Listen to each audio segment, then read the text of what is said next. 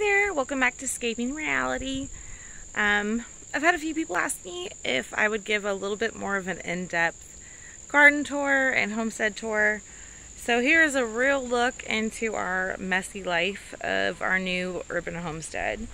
It's pretty real. It's not necessarily gorgeous or, you consider HOA appropriate according to our neighbors. But I just wanted to show you, I guess, how much you can really do in a small space. I think we have less than like 1/10 of an acre here. I mean, it is really, really small.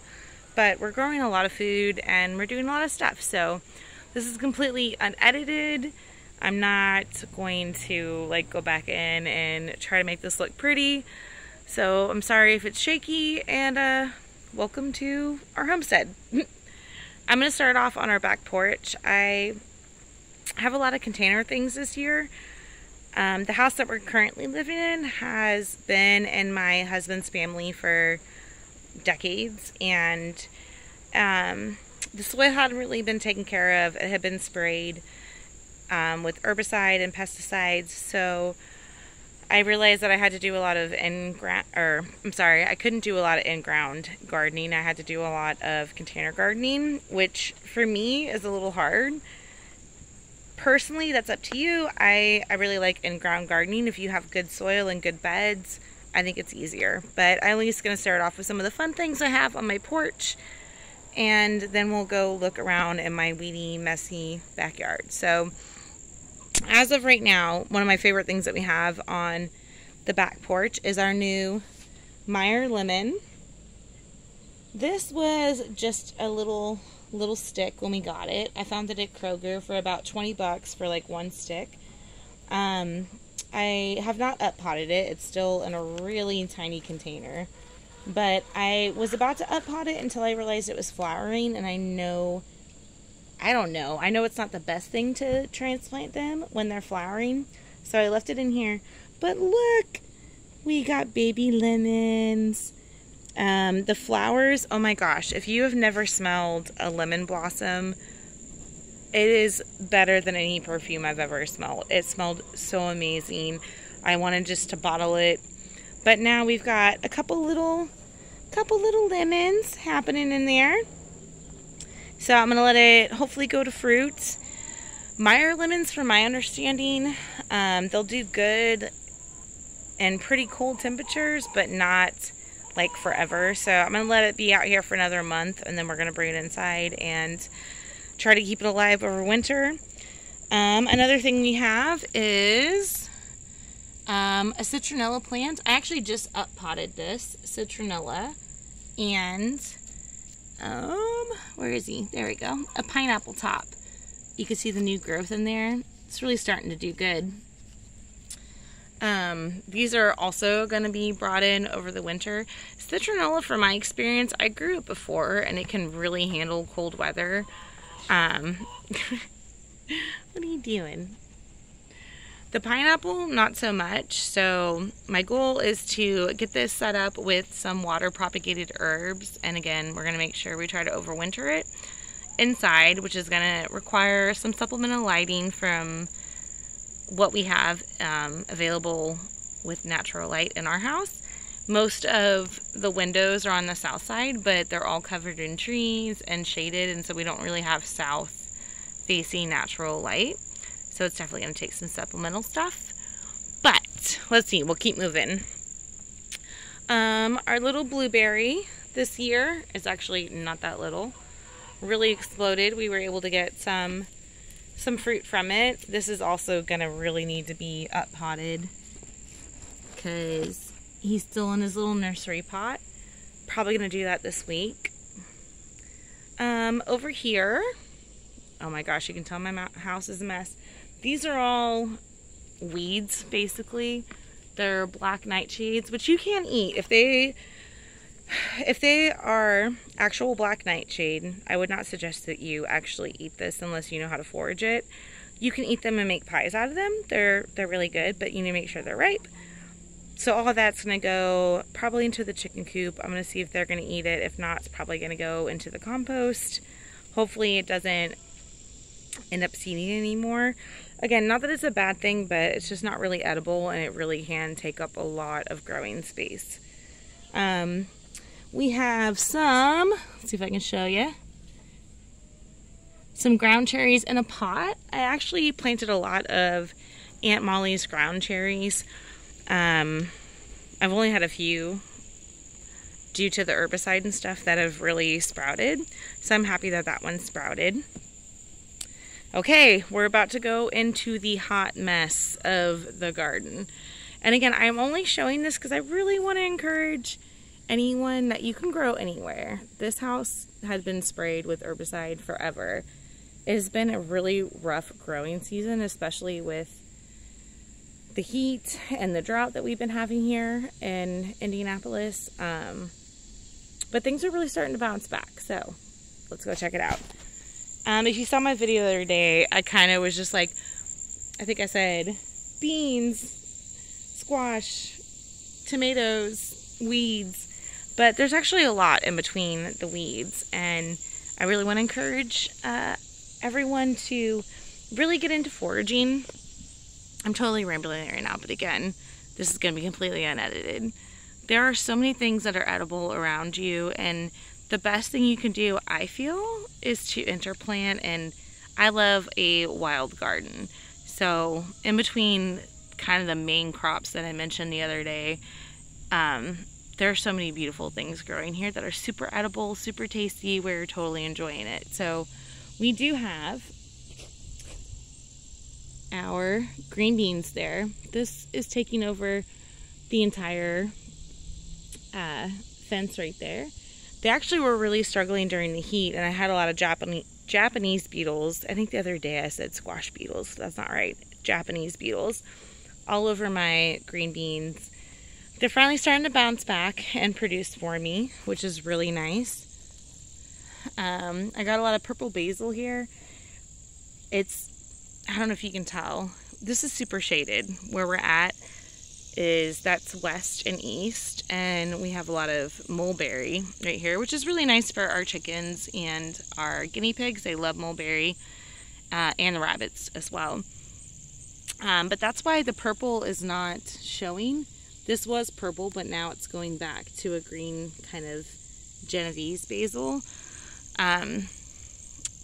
Things that are purples, like your purple eggplants, anything, purple lettuces, they actually need a lot higher sunlight than you think. I mean, this thing still smells amazing, and we use it all the time for teas and herbal stuff, but you know, you can definitely again see it's losing its purple color because it's not getting enough daily sun. We've got some Susans, green beans. I mentioned this the other day, but I think I really should bring up again, and I'll show some more later, the radish seed pods. If you like radishes, even if you don't, I still suggest you should try them. Anything that's a root vegetable, you plant one seed, so one radish seed, and you'll get one radish root. Or you let it go to seed, so you want it to flower and you want it to produce its seed pods. Wherever something flowers, that's where the seeds are that you're going to get. So you let it go to seed, or you let it go to flower, you let it go to seed, and you get like these amazing mini radishes, basically. Some of the times they're not as spicy as like the actual radish root.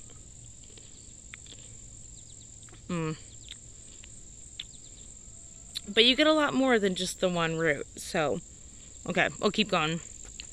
So this is all, okay, down here was our squash that I brought up. It's a straight neck squash. Just doing its thing. Back here is the mulberry. We have so many mulberries all around the house, which was really nice. I made our first attempt at mulberry wine this year. I'm not really a big wine person, but the wine people in my life loved it. I made a lot of mulberry jam. And again, I think I brought that up earlier. Our chickens, our guinea pigs, and our rabbits, they love mulberry. It's really good for them, the mulberry leaf. Not necessarily the fruit for all of them, but the leaf and the wood is really good for them. So it's considered like invasive to me. if it creates food, it's not really invasive, especially if your animals on your homestead can eat it. So, got a lot of mulberry. That's really been helpful. Cat, what are you doing? What are you doing? Miss Cat, that's her name, Cat, is right here by Squishin here. One of our cherry tomato plants. You can kind of see some of the fruit maybe down there. There we go. You can kind of see some of it. One thing I would love to talk about with people is the difference between determinate and indeterminate tomatoes. Actually, I'm going to go sit over here while we talk about this for a second, and then we'll come back to the garden tour. Maybe you know the difference between them, and that's awesome. But if not, determinate tomatoes are the little bush tomatoes. They don't get that big. They only have a certain amount of fruit, and they're only going to produce their fruit usually around like within a couple weeks. And that's it. Then they're done. They die. They lived their life cycle. Indeterminate are the ones like I have. They will just keep growing as long as the temperature is okay. They will keep producing fruit as long as the temperature is okay. A lot of people that I see keep trying to get tomato cages for indeterminate tomatoes, which are the ones that are just going to keep going. That's not going to do anything. They really aren't. The best thing you can do for like your indeterminate, your vining tomatoes, is just let them grow. Get like an arch panel, you know, train them the way I'm doing it is training it along my fence line, real gentle, and they'll just keep going forever. I don't know, that's something that just keeps bugging me when I see people being like, how is my tomato plant outgrowing my tomato cages? And it's like, because you don't have the right variety, which is fine. We really didn't even know any of this till just a couple years ago. To this extent that we're at right now. So I'm only saying this because I encourage you, and I don't want you to feel like, oh my gosh, it's so weedy. It's not. It's doing its life cycle. So I would encourage you to plant indeterminate tomatoes along your fence line. Get a arch trellis. There's also a thing called the Tennessee tie. There's so many ways you can use vertical growing with those type of tomato plants that will just make you feel a lot less overwhelmed. Okay, back to some of this. Oh, I forgot. One of my favorite things this year was our borage. These little flowers taste like cucumber. And not only are they really tasty, I've heard that you can also make candy out of them, but they're a really good, bees love them. They'll love them. So, okay, back to where the tomato was. Squashing back down. And this is what I was talking about the other day about a weedy garden, and I think you should totally just let your yard go to a freaking mess. I know our HOA doesn't like it the most, but I love it. So buried in between our tomatoes, our squash, our radish seed pods, our borage, we have some parsley buried down there. You can barely see it. Sorry guys, I'm using my phone. I really don't feel like editing any of this, so this is pretty raw video. We've got our parsley, one of our parsley plants. We've got more borage, a really good Genovese basil right here, a summer squash, a whole bunch of green beans. I don't even know if I'm pointing at it. Here, let's turn back this way. Whole bunch of green beans, another tomato plant. I'm only, again, showing this. I'm rambling, but because I just want you guys to know, just fucking grow food. I love, sorry for that language. I love just throwing it all together. Some of these seeds I don't even remember that I planted, and they show up way later. So, some more. Really quick, okay, I've already spent a lot of time. I'm on 14 minutes, but this is my cosmos. They have not bloomed at all yet, but they are literally that big. They're so big. Calendula, I don't know if you are growing calendula or not, but you really, really should. It's actually a really medicinal flower. It's used in a lot of dentistry for your gum health. It's a really good thing to make into a tincture for skin and irritation, like if you have any type of eczema. I actually made it for my mom, and it really, really helped. And they're really frost hardy, so you can kind of grow them into the cooler season. Let's see, what else did I show you guys the other day? Oh, this one, shout out to the Steins, for real. Thank you guys so much for the comfrey. I've been making that again for my mom. I used it on my thumb the other day when I really, really cut it. But this is comfrey, and it's amazing. Not only for a lot of skin issues, it is a really, really great fertilizer. So when I cut my thumb the other day, it's pretty bad. This plant used to be known as the broken bone plant. They used to use it as a poultice when people had broken bones, and I love it. If you're not really into natural medicine that much, that's fine. It's actually just, again, a really good fertilizer. You can do a chop and drop. I actually just cut this one down. That's kale. I actually just cut this one down the other day, and it exploded, and it's really helping fertilize my gorgeous red Russian kale. It's a beautiful thing to put. Again, if you're into natural medicine, I really suggest that. If not, it's just so good for your soil and so good as a natural fertilizer. So, yep, this is my red Russian kale. It's freaking huge, along with these daisies that are driving me nuts and I keep cutting down. This is lemon balm. If you have not had lemon balm, let's see if I can show you. Oh my gosh, you need to grow it. I love it. It grows super good. We drink it in tea every night. We like a hot herbal unsweet tea at night. It is just amazing, and it grows. It's in the mint family, so it grows mint, catnip. It grows like a weed. You can cut it down every night, and you can get so much out of it. Okay, let me see what I haven't showed you guys yet. Oh, okay, so I think the last time, the little quick one that I did, here they are. Again, I really, really, really suggest that you grow radish seed pods. I'm trying to find my big ones here. These ones, look at that. They are so, so good. And they're really big. I like to ferment them just with a little bit of salt and water, or do like a quick pickle, even just like fresh in a stir fry.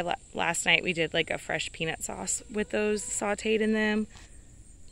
Sorry. Oh my God, mosquitoes. They were super good, so I highly suggest that. I think the last two things I want to show you is my, oh my goodness, I can't think of what the name of this is. Lacino kale? It kind of has, okay, I'm going to show you a couple different ones actually real quick. This is just like kind of the regular kale that you find at the store. This is my red Russian kale, which is huge and did so good throughout the drought and the summer.